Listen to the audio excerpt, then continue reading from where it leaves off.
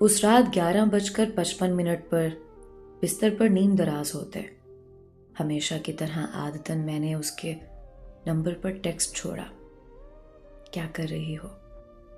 उसमें एक बात अभी भी अच्छी थी, वो इंतज़ार नहीं करवाती थी। उस रात भी सेकंड बदलने से पहले उसने मुझे रिप्लाई किया, सुबह 8 बजे मरी जाना है आउटिंग पे, पैकिंग हो रही है। फिर 2-3 टेक्स्ट के बाद राब्ता हमेशा की तरह मुनक़ता हो गया और मैं मरी के पॉइंट्स गूगल पे सर्च करने लगा। मरी का जिक्र आते ही अचानक मेरे जहन में एक ख्याल सा कूंदा, जिस पर यकीन की मोहर लगाकर मैं रूम लाइट ऑफ करके पुरसुकून से सो गया।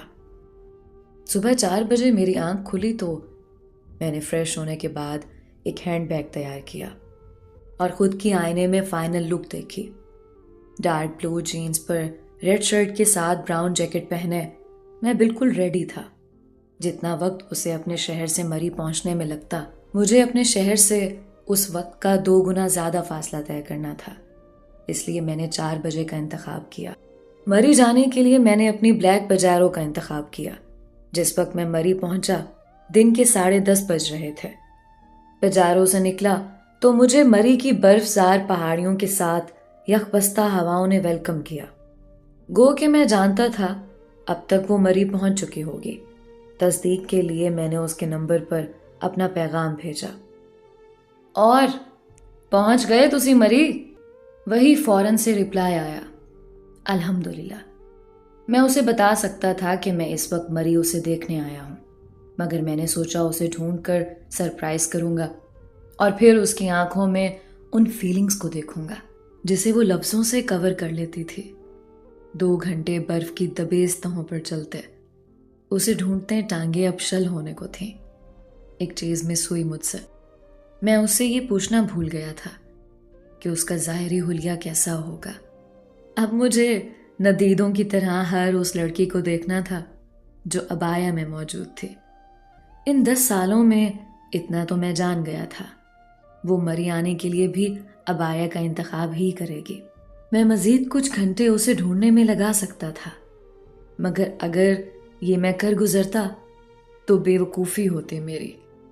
जिंदगी हमें बार बार मौका नहीं देती कि हम अपनी सांसें इकट्ठी कर सकें। मैंने उसे अचानक से सरप्राइज करने के लिए इरादों पर मट्टी डाली और उसके नंबर पर टेक्स्ट किया, मुझे मरी की वो लोकेशन सेंड करो जहां तुम इस वक्त खड़ी हो। वही झट से रिप्लाई आया, बस कुछ घंटे ढूंढने पे थक गए हो? मैं चौंका, मगर अगला टेक्स्ट मुझे बर्फ की तरह जमा गया। डार्क ब्लू जीन्स पे रेड शर्ट के साथ ब्राउन जैकेट, तुम्हारी नमूनों जैसी ड्रेसिंग बदली नहीं। और मैं पागल ही तो हो उठा था। आखिर क्या था उस लड़की में? हर बार अल्लाह के सामने मुझसे पहले पहुंच जाती थी।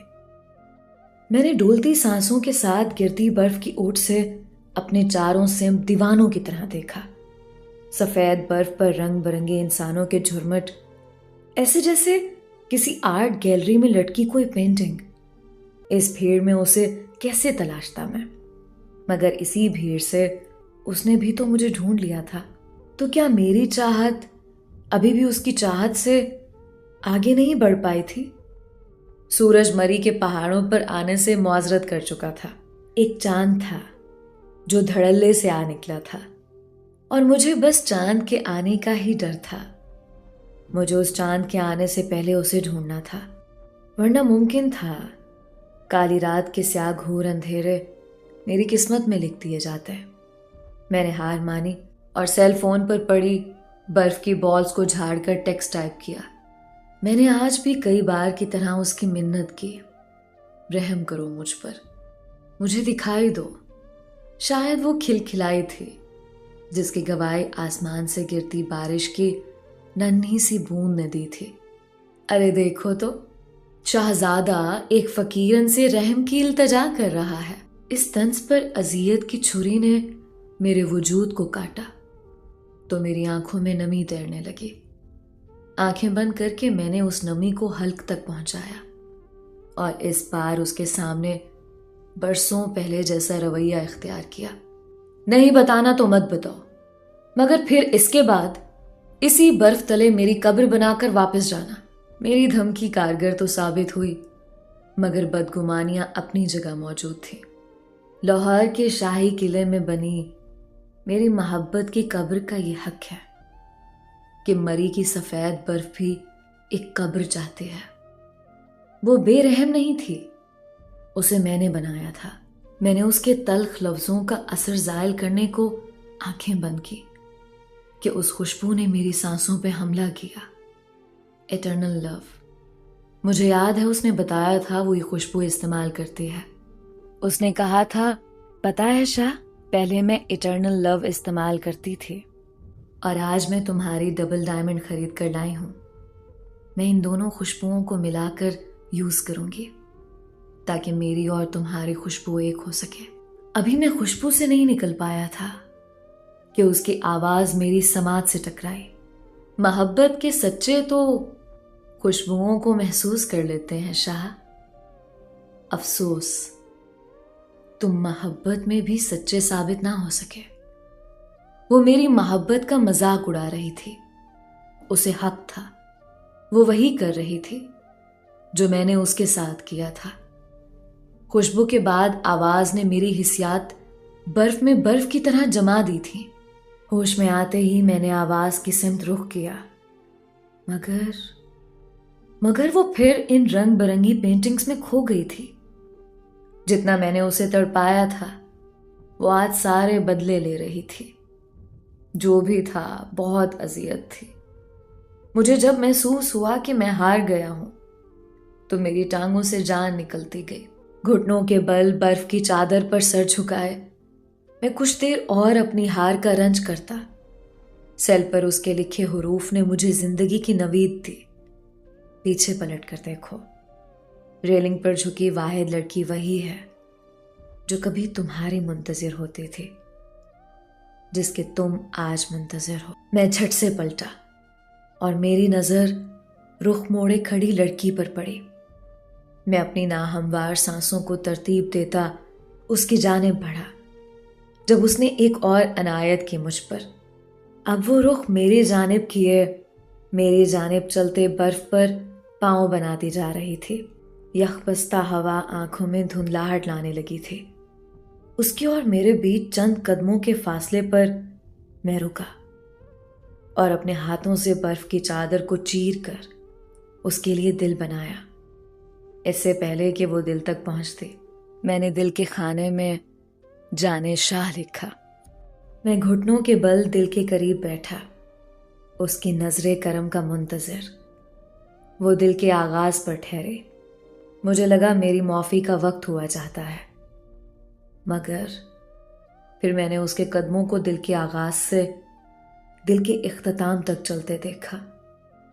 कागज पर लिखे जाने शाह के हुरूफ को आंखों से लगाने वाली आज उन्हें पैरों से कुचल गई थी। मेरी खुशफहमी इस तरह उड़ी जैसे उस वक्त मरी के आसमान पर बर्फ की गोलियां उड़ रही थीं। वो मेरे हाथों से बनाए दिल को अपने पैरों से रौंद गई थी। मेरे आंसू बर्फ की चादर पर बर्फ बनते गए। मेरा जुर्म इतनी आसानी से माफ होने वाला नहीं था। मैं उठ बैठा तो मुझे महसूस हुआ वो अभी तक यहीं खड़ी है। मेरा रुख मगरिब की जानिब था, उसका रुख मशरिक की सिमत। फिर उसने बोलना शुरू किया, तुम्हें पता है शाह, मुझे नफरत है ऐसे लोगों से जो किसी की खामोश मोहब्बत को झंझोड़ कर उनसे अपनी मोहब्बत के कसीदे पढ़वाते हैं। फिर जब उनकी मोहब्बत का तमाशा दुनिया देख लेती है तो मोहब्बत पर उनकी थूक दिया जाता है।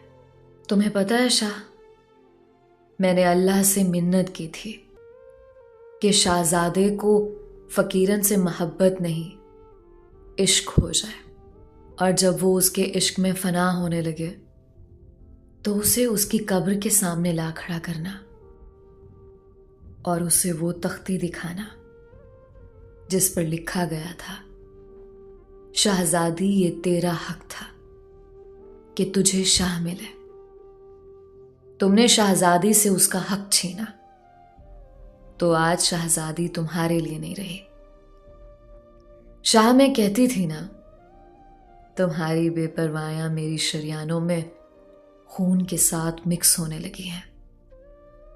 उसने मेरी ठंडी हथेली थाम कर कुछ पेपर्स मेरे हाथ पर रखे और कहने लगी, सोचा तो यही था कि इस हाथ को स्याह धागा बांधने के लिए थामूंगी, मगर तुमने वो हक मुझे सौंपा ही नहीं। मगर मैं तुम्हारी तरह खुदगर्ज नहीं हूं। मैंने तुम्हारे हाथ पर वो स्याह कागज रखा है जो सारी उम्र तुम्हें मेरे दुख में निढाल रखेगा। और पता है शाह, मेरी आखिरी ख्वाहिश भी यही थी कि मैं तुम्हें कभी अपने लिए रोता देखूं, और आज मैं देख रही हूं। नकाब से झांकती उसकी पत्थर आंखें बेहिसी के दहाने पर थी। शहजादा फकीरन के लिए बाकी की सारी उम्र रोएगा, मगर बेसूद। उसने नकाब उतारा। अब वो मुस्कुरा रही थी। मुस्कुराते मुस्कुराते फिर वो रोने लगी। वो सिसकियां जो मैं फोन पर सुनकर उकता जाता था, आज ऐसे में मुझे उसकी सिसकियां अजियत बनकर डसने लगी थी। उसने अपने ठंडे कपकपाते हाथों से मेरे हाथ को थामा और उनसे अपने गालों पर बहे आंसू पोंछे और कहने लगी, मैं चाहती थी कि मेरे आंसू तुम्हारी हथेली में जज्ब हों। फिर अचानक उसने मेरी जैकेट को कॉलर से गिराकर अपनी पेशानी मेरी शर्ट पर दिल की जगह पर रख दी। मैं सुन्न हो चुका था। अब मेरी शर्ट उसके आंसुओं से भीगने लगी। रोते रोते वो बोली, तुम जानते थे ना शाह, मेरी ख्वाहिश तुम्हारे कुर्ते में अपने आंसू जज्ब करने की थी। मुझसे दूर हटकर मुझे कहने लगी, तुमने तो मुझे सारी जिंदगी खाली हाथ ही रखा, मगर शाह मैं तुम्हें इतना कुछ देकर जा रही हूं कि तुम्हें किसी शय की ख्वाहिश नहीं रहेगी। उल्टे कदमों पीछे पलटते साकित आंखों पर जमे आंसुओं के साथ वो कहेगी, हाँ वो ऐसा ही था कि उसे देखकर आज भी काफले राह भूल जाते थे। वो भी राह भूल गई थी। मैं उसे रोकना चाहता था, मगर कदमों के साथ मेरी आवाज भी जम सी गई थी। मेरी नजरों ने उसे गाड़ी तक बैठकर गेट लॉक हो जाने तक देखा। मैंने हाथ में पड़े लिफाफे को खोलना चाहा तो उसमें से स्याह धागा झांकता नजर आया। अब उसकी गाड़ी हरकत में आ चुकी थी, जबकि उसकी नजरें अभी भी मुझ पर जमी थी।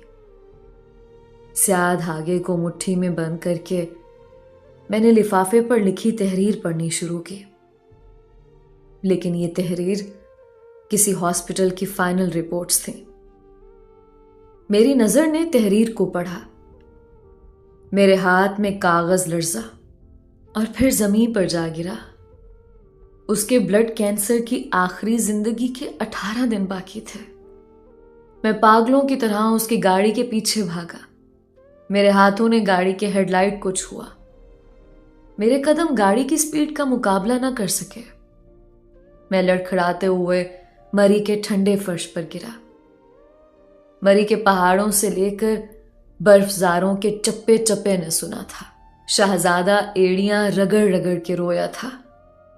मरी में तफरीह के गर्ज से आए लोगों ने एक मर्द को एक औरत के लिए रोते देखा था, अपनी जागती आंखों से।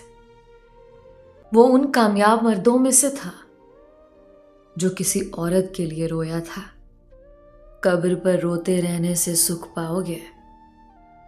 तुमने कितनी देर लगा दी शहजादे।